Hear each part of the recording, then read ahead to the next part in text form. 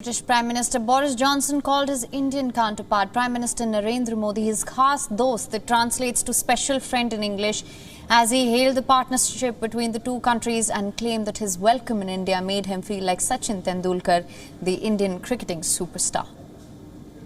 My friend Prime Minister Modi, Narendra, my khas dost, I think is the phrase I want in Hindi.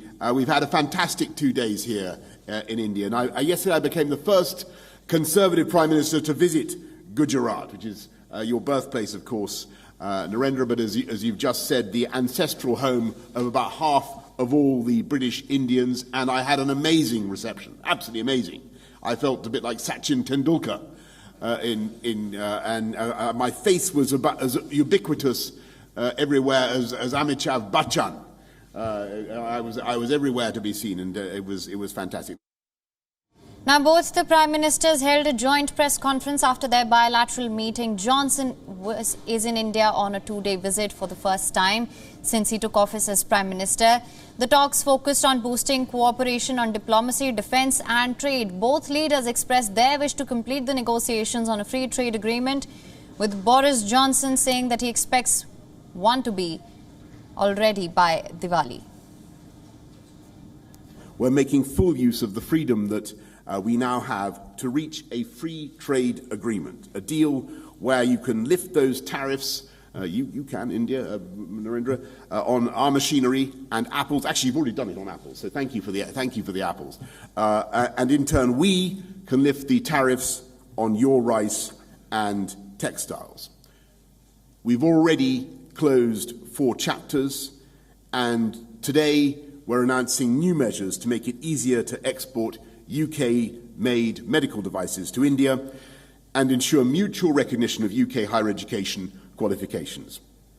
And as the next round of talks begins here next week, we're telling our negotiators, get it done by Diwali in October. Get it done by Diwali. This could double our trade and investment by the end of the decade. हम UK को भारत के national hydrogen mission में शामिल होने के लिए. Now, Johnson also acknowledged India's contribution during the pandemic, hailing in particular the Indian-made COVID vaccine, which was supplied to low-income countries across the world. Johnson called India the pharmacy of the world. I have the Indian jab in my arms, and a power of good it did me. So many thanks to India. And that has helped India to become what Narendra has called the pharmacy of the world.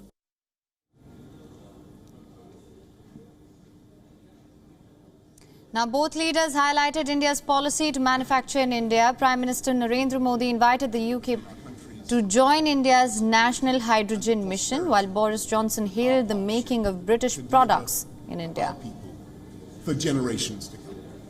Thank you all very much. हमने रक्षा क्षेत्र में सहयोग बढ़ाने पर भी सहमति व्यक्त की है. रक्षा क्षेत्र में मैन्युफैक्चरिंग, टेक्नोलॉजी, डिजाइन और डेवलपमेंट सभी क्षेत्रों में यूके द्वारा आत्मनिर्भर भारत के समर्थन का हम स्वागत करते हैं. आज हमने अपने क्लाइमेट और एनर्जी पार्टनरशिप को और अधिक गहन करने का निर्णय लिया. हम यूके को भारत के नेशनल हाइड्रोजन मिशन में शामिल होने के लिए आमंत्रित करते हैं. Now, the discussion also touched on Russia's invasion of Ukraine. Prime Minister Narendra Modi stressed on the need for dialogue and diplomacy to bring about peace in Ukraine. And for more on this, our principal diplomatic correspondent Siddhant Sibal is now joining us live. Siddhant, thank you for joining us. Can you just begin by bringing us up to speed with the key highlights of the discussions between the two? Well, if you look at the press statements, there was a key focus area on the trade, both the leaders mentioning about the free trade agreement and, of course, the UK Prime Minister even talking about conclusion of the free trade agreement by Diwali. We know that India has already had a free trade agreement being signed with Australia and with UAE earlier this year, and there is a certain level of haste when it comes to both sides in conclusion of this free trade agreement. There are a lot of ifs and buts. We know that 4 chapters have been completed. India is keen that there is relaxation of the visa regime for Indians, especially Indians going to UK for education and employment. And UK has said that it's willing to relax its visa regime. So it's a win-win for both countries. And UK in a post-Brexit world is keen to have more skilled Indian workers. So largely we can see a major development by the end of this year on trade, on the free trade agreement. And this visit is all about making sure that the necessary push and the political will is there for conclusion of the free trade talks. Right. Also, now let's just get into the specifics here. There's also the new defense agreement, of course, like you mentioned, the free trade deal. What sort of cooperation will we see going forward now?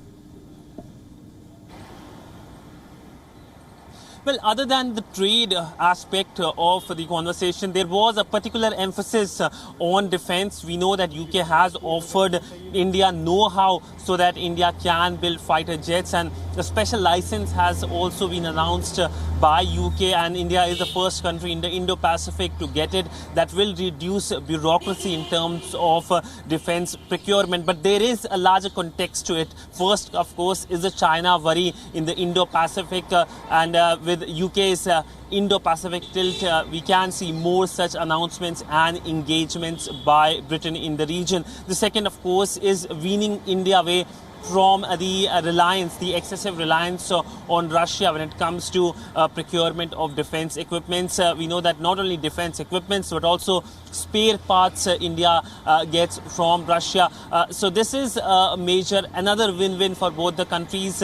Also, we know that India is keen for Atmanirbhar Bharat project in defense, and India will be more than happy to have more British investments here in India in the defense sector and to manufacture in India as well. WION is now available in your country. Download the app now. Get all the news on the move.